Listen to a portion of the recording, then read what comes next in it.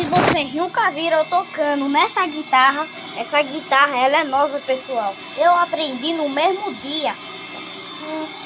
Se gostaram, deixa o like e se inscreve no canal e tchau!